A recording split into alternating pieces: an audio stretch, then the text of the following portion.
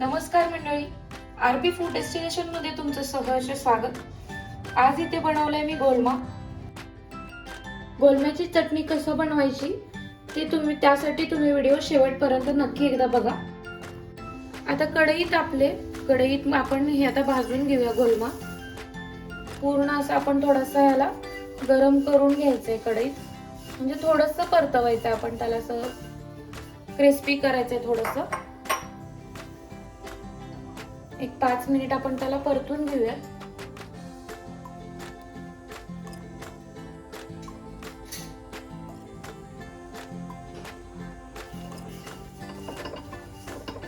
असं थोडंसं परतून घ्यायचं.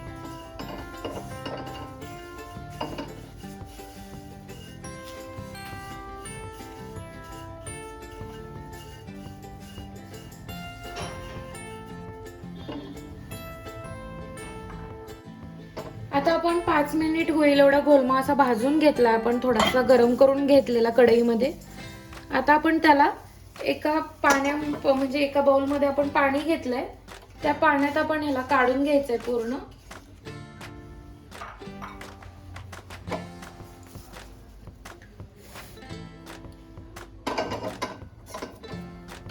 आता हे काढून घेतल्यानंतर काय करायचंय, आपण पाण्यात असं पूर्ण आपण पिळून घ्यायचं आहे, म्हणजे ह्याच्यात थोडीशी काही खर असेल काय असेल तर निघून जाईल.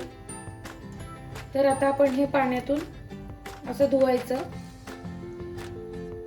आणि आपण हे असं पिळायचं, पूर्ण पाणी काढायचं ह्यातलं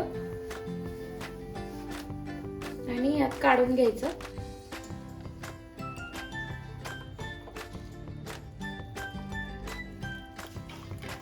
हे बघा, पाणी ठेवायचं नाही आपण त्याच्यात. थोडं पण काही कोपरे असतील, काही तोंडाचा भाग असेल ना, तो पूर्ण असा खुसखुशीत होऊन पाण्यामध्ये खाली राहिला जातो तो. तर आपल्याला मग असं काही कचकच लागत नाही तोंडामध्ये. ह्याची बरेच प्रकारे आपल्याला भाजी करता येते, चटणी पण करता येते, भाजी पण करता येते.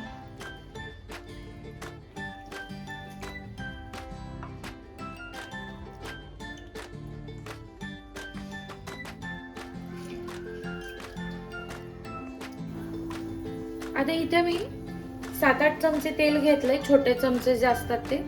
खूप कमी तेल घ्यायचंय, नाहीतर तुम्ही कांदा परतवून इतकं तेल घेतलं तरी चालेल. मी 2-2.5 कांदा घेतलाय, पूर्ण बारीक कापलेला. छोटे छोटे असतील तर तुम्ही 3 घेतलेत तरी चालतील. कांदा मस्त असं आपल्याला ब्राऊन कलरवर भाजून घ्यायचा आहे.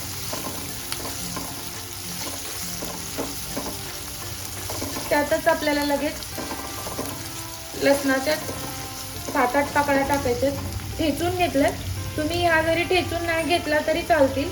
तुम्ही जेव्हा मिरची बारीक करता मिक्सरला, तेव्हा त्यातून तुम्ही लसूण बारीक करून घेतला तरी चालेल.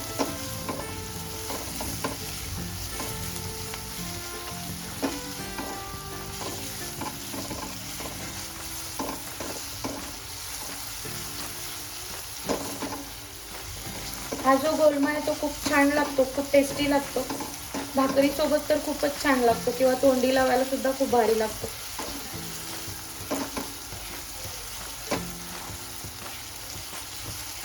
त्याला आपण गोलम्याची चटणी म्हणलं तरी चालेल.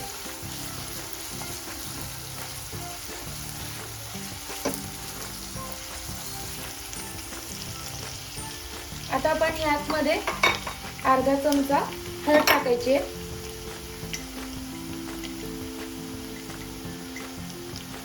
हळद टाकायची एवढी आपल्याला.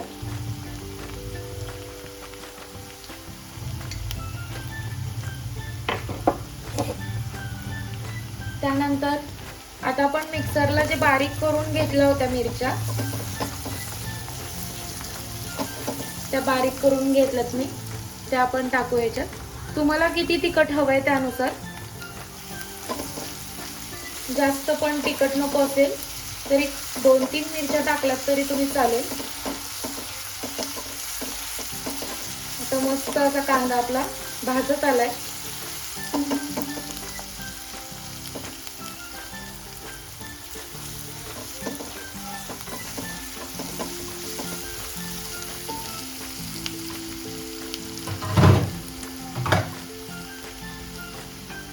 आता आपण ह्याच्यात थोडंसं चवीनुसार मीठ टाकूया. एकदम अगदी कमी टाकायचंय मीठ. तुम्हाला हवं असेल तर तुम्ही त्याच्यात गोलमा टाकल्यानंतर सुद्धा मीठ टाकू शकता, पण आता आपण हे मिक्स व्हावं म्हणून आपण मीठ टाकतोय. एकदम थोडंसं टाका, कारण तुम्ही गोलमा टाकल्यानंतर पुन्हा टाका पाहिजे तर, नाहीतर जास्त खारट होऊ शकतं मग भाजी.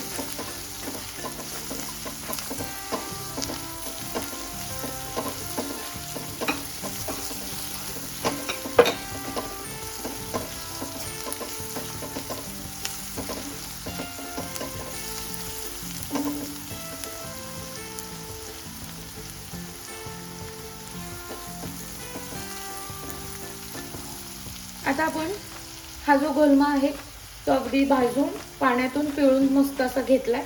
आपण थोडंसं याला मोकळं करून साईडला ठेवायचं कांदा वगैरे भाजूपर्यंत. काही काही जण याच्यात टोमॅटो पण घालतात, पण टोमॅटोनी चांगलं लागत नाही ते. अशी म्हणावी तशी टेस्ट त्याला येत नाही. तर एकदम साध्या पद्धतीत म्हणलं तर असाच करायचा असतो गोलमा.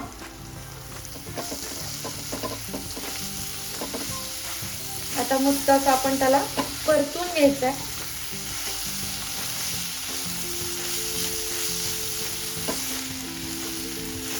आता तुम्ही चवीनुसार ह्याच्यात मीठ टाकलं तरी चालेल.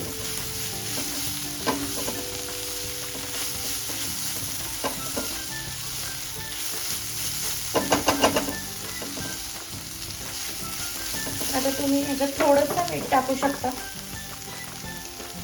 कारण आता आपण ह्याच्यात गोलमा टाकून घेतलाय तर आपल्याला मिठाचा अंदाज येईल. कमी पडलं तर वाढवता येतं, पण जास्त झालं तर मीठ कमी नाही करता येणार यात.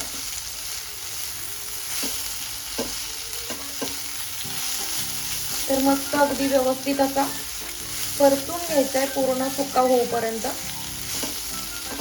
आता आपण त्याच्यात भरपूर अशी कोथिंबीर टाकून घेऊया. कोथिंबीरने खूप छान अशी चव येते त्याला, खमंग. बारीक गॅस करायचा आपण थोडा वेळ. आता आपण मस्त अशी भरपूर आपण त्याच्यात कोथिंबीर टाकून घेऊया. आणि कोथिंबीर टाकून झाल्यानंतर आपण थोडंसं परतून घ्यायचं त्याला.